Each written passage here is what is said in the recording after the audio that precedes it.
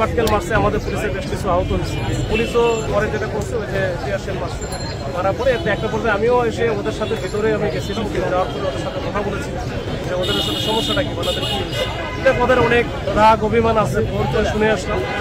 তাদের বিষয়গুলো আমরা গুরুত্বের সাথে দেখতেছি যে তারা যেন নিরাপদে স্কুলে আসতে পারে বা কলেজে আসতে পারে, কলেজ থেকে বা নিরাপদে বাড়ি ফিরতে পারে, সেইটার জন্য আমাদের প্রচেষ্টা সবসময় ছিল, এখনো আছে। তার বোঝানোর পরে এরপরে আমরা চলে আসছি যে আজকে তো মোটামুটি শেষ। আসার পরে যখন আমরা সায়েন্স ল্যাবের কাছাকাছি চলে আসছি যে আমরা চলে যাবো, এর মধ্যে দেখতেছি আবার ওই আইডিয়াল কলেজের স্টুডেন্ট যারা আছে এরা মোটামুটি 100-150 বা 200-র মতো এরা দেখি দৌড়াদৌড়ি শুরু করছে কোনো কারণ ছাড়া। কি কারণে দৌড়াইতেছে যে শেষ পর্যন্ত এখানে আসছে। এখানে এসে আমাদের পোলাপান যেটা আছে ওই যে কোর্সেরা ওদেরকে এখানে ডিসকাস করে দিচ্ছে, এরা এখান থেকে চলে গেছে। আমরা ধরে ফেলছিলাম কিন্তু পরে স্টুডেন্ট বলে আমরা আর কোনো কিছু করে নাই, আমরা রিক্সাতে উঠে দিয়ে ওদের বাসায় পাঠিয়ে দিচ্ছি। আমাদের 5-7 জন ফোর্স আহত হয়েছে। এখন আর কেউ নাই, বাইরে কেউ নাই, পুরোপুরি নিয়ন্ত্রণে। যদি কেউ আসতে চায় এবার কোনো কথা নাই, এবার হচ্ছে আসার সাথে সাথে সাইজ হবে, সে যেই আসে।